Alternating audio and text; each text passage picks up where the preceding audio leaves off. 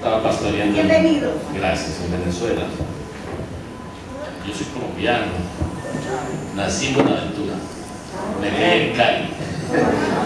Dios le ha placido y me llevó 12 años. Estuve ministrando en Venezuela. De Venezuela, con la misma iglesia del Nazareno.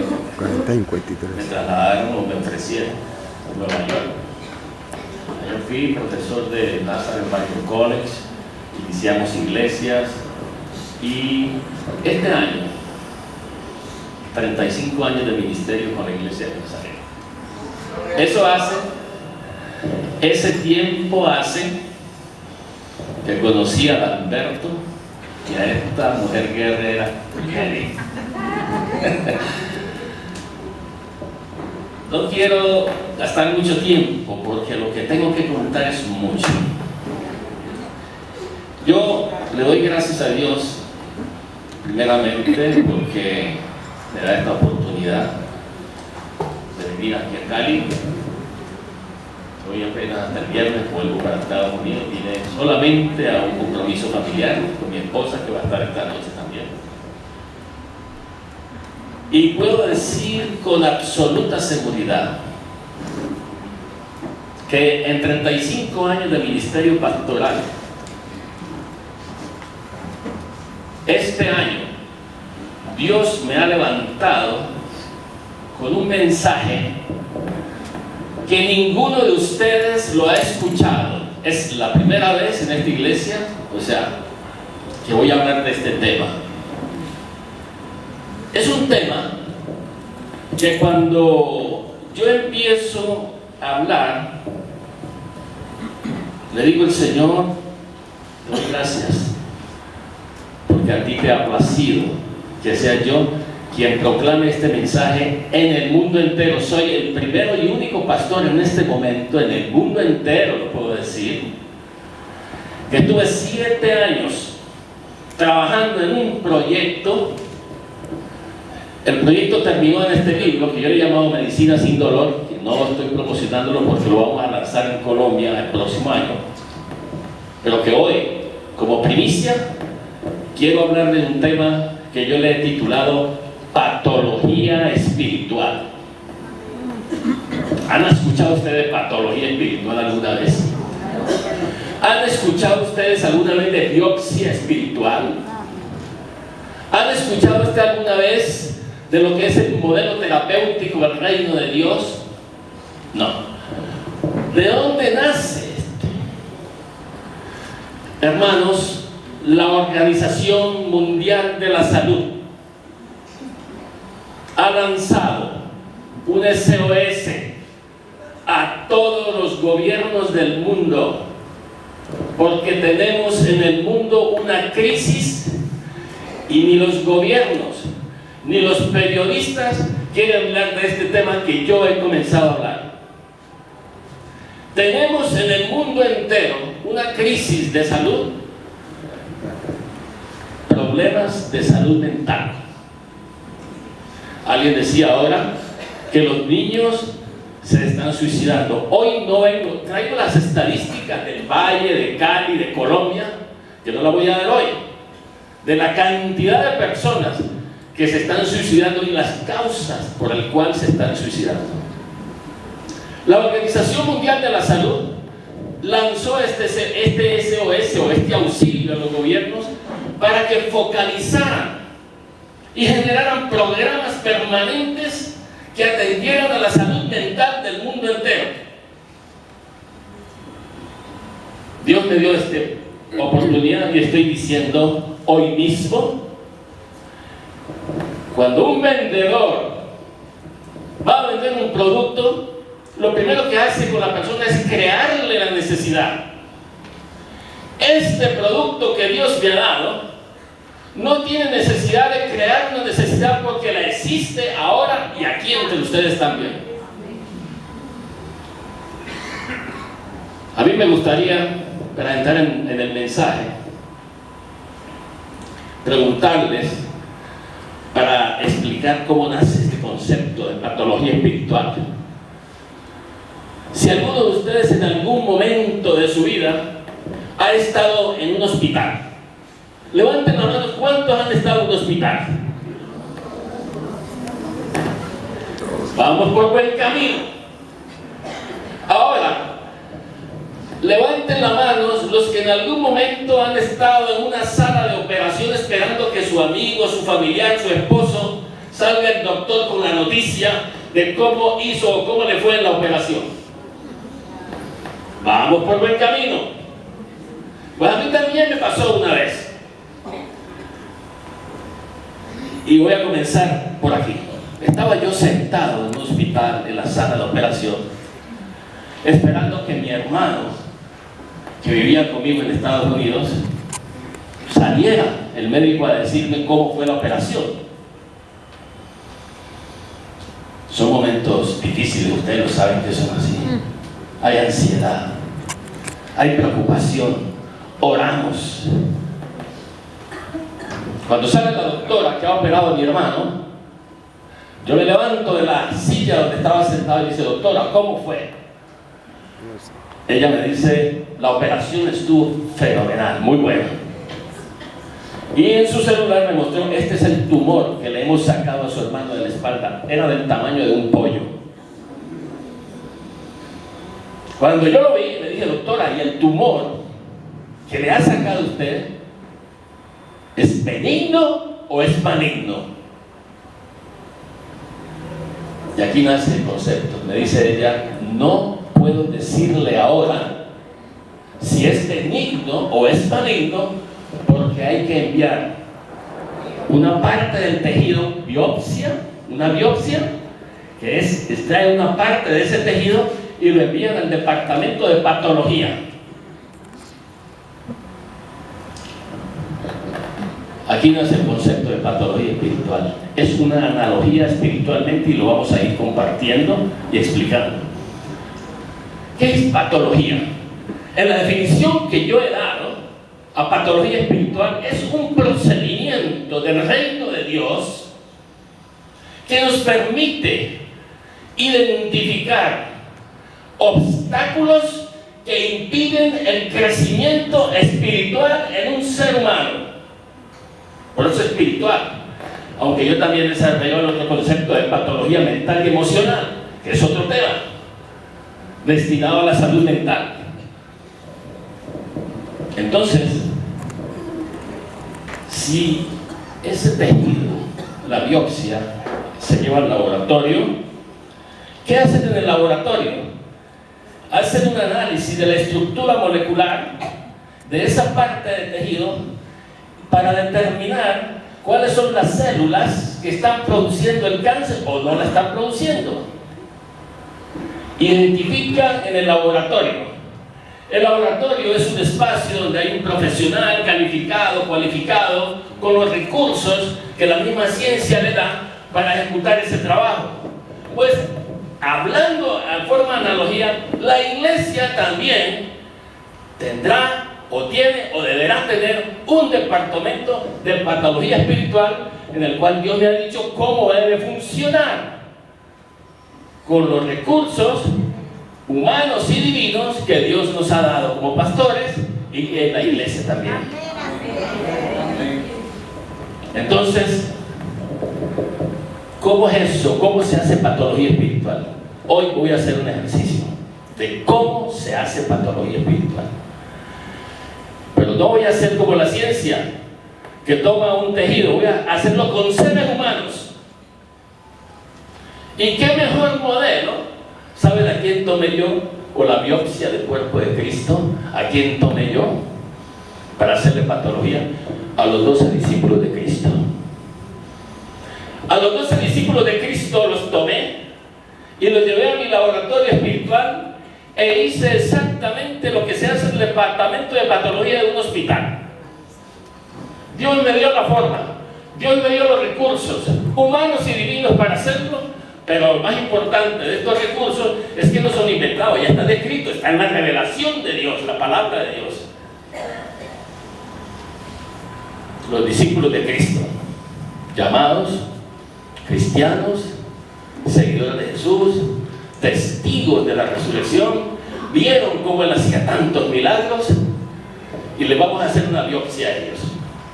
Y les voy a demostrar demostrar que cuando le hice patología espiritual a los 12 discípulos de Cristo, el diagnóstico que me dio fue muy malo, fue horrible. De esa manera, no nos podemos quejar a veces que dentro de la congregación haya cristianos como los discípulos de Cristo antes del Pentecostés, en los 3 años. Vamos a hacer el análisis de los 3 años que ellos vivieron y compartieron con Jesús, porque la historia cambia después. Fui al laboratorio, tomé a los 12 discípulos de Cristo. Me dice: pastor, ¿qué fue lo primero? ¿O cuáles son las células malas que usted vio en los 12 discípulos? Yo creo que el tiempo no me va a dar, pero al menos quiero enumerar 8. Si me da el tiempo, enumero las 8. Y usted va a tomar su... Bueno, si usted no toma papel, en este libro estará lo que voy a decir.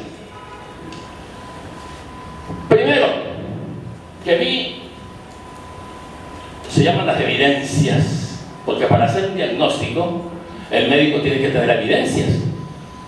Y para tener evidencia, el médico ha tenido que hacer un examen, una evaluación, una valoración. Eso exactamente es lo que voy a hacer. Lo primero que vi, y no es el primero que lo he visto, se llama egoísmo. Egoísmo. Nosotros podemos hoy salir de este lugar con la firme convicción que Dios va a obrar en nuestros respectivos casos y peticiones que hemos hecho. Pero déjenme decirle una gran verdad: muchos no lo van a conseguir, porque para ponerse los zapatos, primero hay que ponerse las medias o los calcetines. Nosotros podemos decirle al diablo: váyase, pero la palabra en sí no es mágica. Lo que determina que se vaya no es solamente la palabra, sino quién lo está diciendo. ¿Quién es usted? Porque Satanás sabe quién es usted. Y en este sentido, patología espiritual me va a ayudar a identificar a mí qué es lo que yo necesito eliminar de mi vida, espiritualmente hablando, para lograr ser el cristiano que Dios quiere que yo sea. Los discípulos de Cristo, oiga bien, los 12 estaban identificados por algunas cosas malas. Egoísmo. Y voy a citar textos bíblicos lo más rápido que pueda para sustentar lo que yo voy a decir. Egoísmo. Ellos eran egoístas. Voy a tomar un texto bíblico que dice de la siguiente manera en Mateo 20, del 20 al 28. Ordena que en tu reino se sienten estos 2 hijos míos, el uno a tu derecha y el otro a tu izquierda. Ya muchos de ustedes se están ubicando en qué momento, cuándo y en qué circunstancias alguien dijo esta palabra. Era una madre de familia, la madre de 2 discípulos de Cristo, la madre de Santiago y de Juan. Este par de discípulos, egoísta, quizás habían compartido con su madre la necesidad o la preocupación de ocupar el primero o segundo lugar en el grupo de los 12. Querían poder, o querían fama, o querían autoridad, en fin.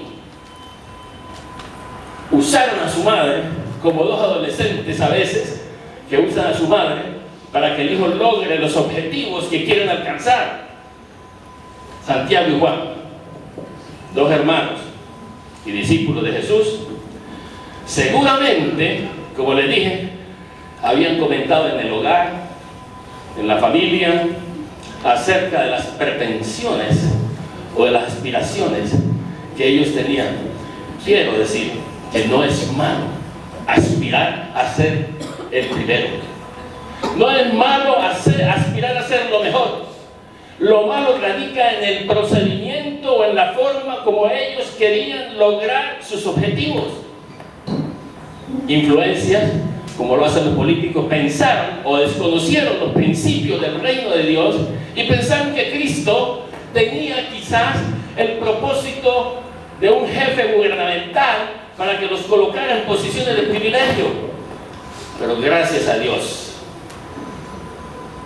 hermanos, tenemos a un Cristo. No se enojó. Él no se enojó. Un gran maestro.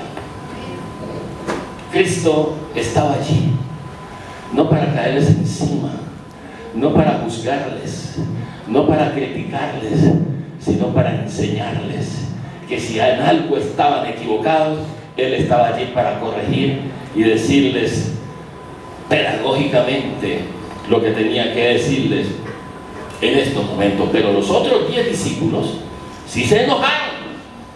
Esto causa problemas en un grupo.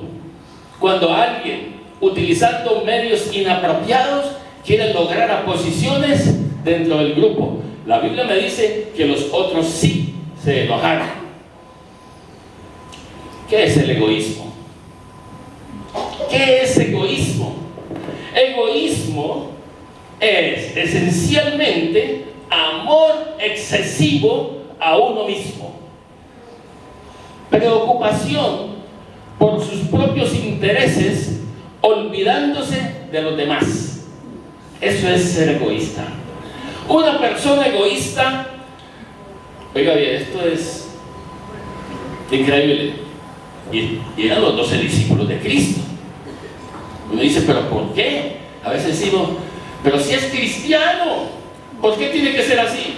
El diagnóstico que vamos a hacer, le voy a decir por qué ellos eran así y cuál es la medicina y el procedimiento que Dios tenía para que ellos cambiaran esa actitud y desapareciera el egoísmo. Una persona egoísta siente dolor y sufre por el triunfo de los demás. Una persona egoísta es oportunista y está dispuesta a hacer lo incorrecto para obtener lo que desea. El ego de esa persona cree que necesita poseer y controlar obsesivamente cosas y personas para ser feliz. Eso es ser egoísta. ¿Cuál fue la reacción del maestro? Cuando yo hablo de Cristo, no me refiero al Cristo que pintan los artistas en los cuadros. Ese Cristo con figura femenina, ese Cristo bellamente adornado, sus labios pintados de rojo con un colorete, con un pelo ensortijado que le llega hasta acá. Un Cristo con una mirada que no dice nada. Un Cristo que en vez de exigir, inspira como compasión. Ese no es el Cristo que estaba ese día. Ese no es el Cristo al que yo creo. El Cristo que yo creo es el Cristo de los evangelios. El Cristo que caminaba por los polvorientos caminos de Palestina, su piel bronceada, sus manos callosas, porque fue aquel que trabajó al lado de su padre cortando árboles con el hacha. Es el Cristo al que yo les estoy hablando hoy.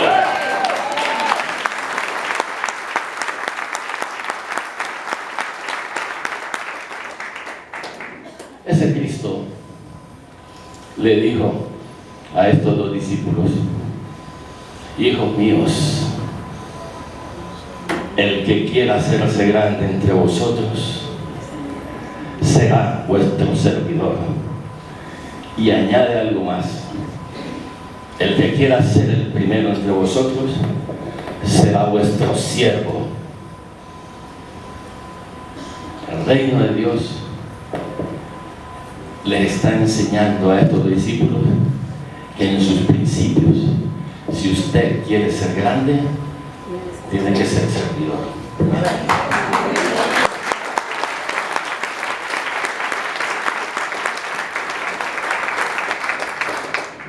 La reacción de Jesús fue cordial. No nos enojemos con algún hermano de la iglesia, algún compañero, de pronto por desconocer los principios del reino de Dios. Comete errores no porque a veces se quiera, sino porque a veces desconocemos los principios. Tenemos tenemos que dar el margen a la gente para ayudarle, para enseñarle a su compañero. Porque así trabajaba Cristo. Cristo les dijo sencillamente, les aprobó su deseo, pero no aprobó la forma como lo estaban haciendo. ¿Cuántos quieren ser primeros aquí en el reino de Dios? Yo creo que todos queremos.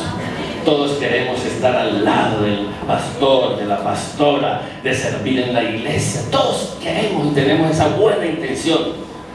Pero qué bueno es cuando el mismo Cristo es el que da la promoción.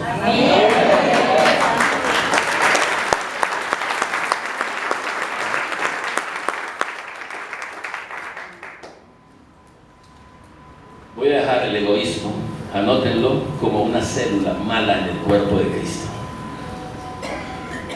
Lo que me dio en el laboratorio espiritual, egoísmo. Vamos a pasar a otro punto que yo descubrí en el laboratorio espiritual, que los 12 discípulos tenían: falta de empatía y falta de compasión. Que los 12 discípulos de Cristo no eran personas que tenían compasión, no. Que no tenían empatía, no. Vamos a leer lo que dice al respecto. Y ustedes, yo únicamente menciono la frase y sé que ustedes inmediatamente captan cuándo y en qué momento sucede esto. El lugar es desierto y la hora ya pasada. Despide a la multitud para que vayan por las aldeas y compren de comer. ¿Sabe en qué situación se dio eso? Los discípulos diciéndole a Cristo, y Cristo se queda mirándolos.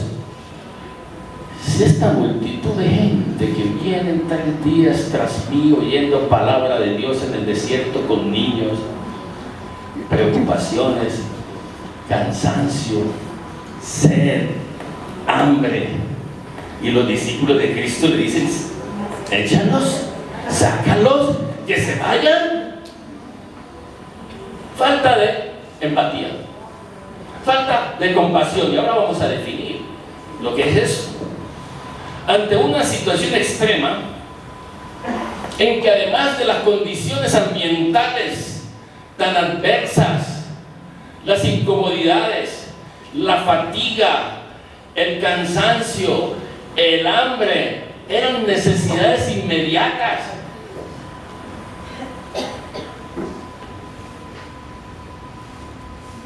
La falta de empatía es evidencia, pero bien, esto lo pueden escribir cristianos.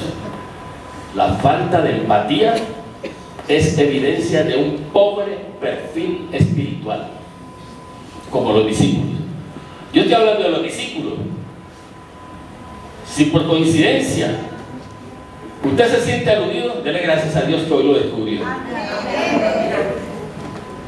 Porque hoy es el día que usted puede salir de esa situación. Pero el Señor, yo voy a ir un poco más rápido, sin detalle. Me gusta ver lo que ellos dicen como evidencia de lo que es la célula humana. Pero me gusta decir cuál es la reacción de Jesús para que nosotros también aprendamos cómo Él corregía esas situaciones. El Señor dice en Mateo 15:32: tengo compasión de la gente, porque ya hace 3 días que están conmigo y no tienen que comer, y enviarlos en ayuna no quiero, no sea que desmayen en el camino. Esa misma preocupación que el Señor está manifestando con la gente que le seguía, es esa misma preocupación que Él tiene con cada uno de ustedes en este día. A su necesidad, a su preocupación, usted esté plenamente convencido que Él sí está interesado en tu necesidad. Él sí tiene empatía, Él te conoce, Él tiene compasión de ti. Por eso cuando tú sales de aquí, tienes que salir con la seguridad de que Cristo sí escuchó tu petición, Cristo sí escuchó tu oración. Él tiene empatía y Él va a actuar de la misma manera como actuó con la gente que le seguía.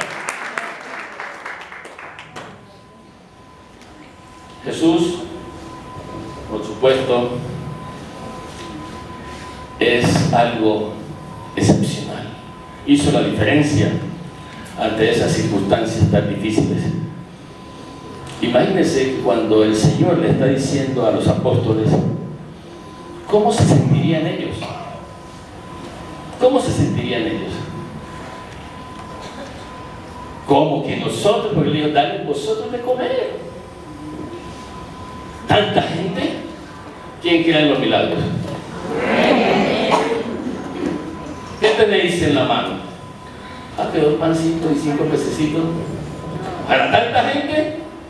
Sí. Porque no es lo que tenía en la mano. El milagro consiste en que cuando usted le lleva lo que tiene al Señor, Él es el que hace el milagro. Él es el que multiplica los panes y los peces. Le voy a contar una historia. Un hombre, el Señor le dice, afuera de su casa había una roca muy grande. Y el Señor le dijo, vete y empuja esa roca. Y el hombre se levantaba todas las mañanas, empujaba. Pasaron días y la roca no se movía, era muy grande, muy pesada. Satanás vino, como a veces así se vienen los pensamientos. Cuando Dios te ha hablado, Satanás comienza a tener una estrategia de cómo tratar de lo que Dios te dice, olvidarlo o sacarte del camino. Satanás le dice, ¿cómo es tu Dios? Te manda a empujar esa roca tan grande, y mira, no se mueve, no te la puedes mover, te está mandando algo imposible. Y él dice, ¿verdad? ¿Verdad? Es cierto. ¿Por qué el Señor me mandó a empujar algo tan grande, tan difícil? Y él va, se arrodilla y comienza a hablar al Señor. Señor, es imposible lo que tú me estás mandando, que yo empuje esa roca. Me he levantado todos los días, toda la semana, van meses. Y el Señor le contestó. Le dice, mira tus manos, ¿cómo están? Más fuertes. Mira tu brazo, más fuerte. Mira tu cuerpo, más fuerte. Pero Señor, la roca no se mueve. Yo no te dije que movieras la roca, yo te dije que empujaras. Porque el que mueve la roca soy yo.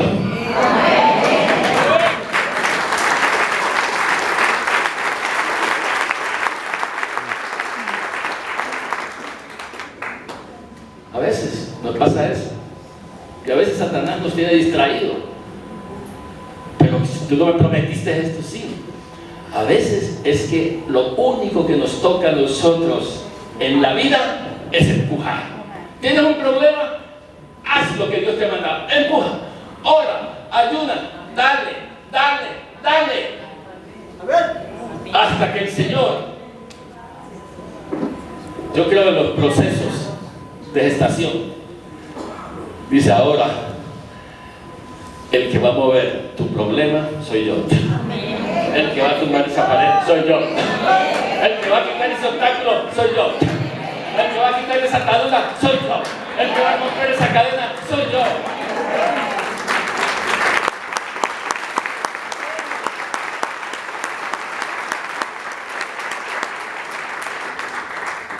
Pasemos a otra cosa mala que ellos tenían, pero estamos aprendiendo algo. ¿Es así o no es así?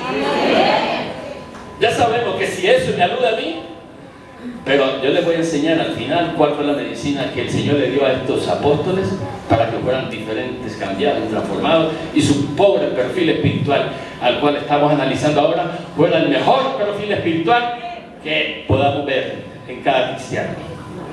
Vamos a ver la otra célula cancerógena mala. Se llama sin autocontrol. Los apóstoles de Cristo eran seres humanos, eran cristianos sin autocontrol. Vamos a analizar eso. Voy a leer inmediatamente, ustedes la película la van a tener en su mente. Entonces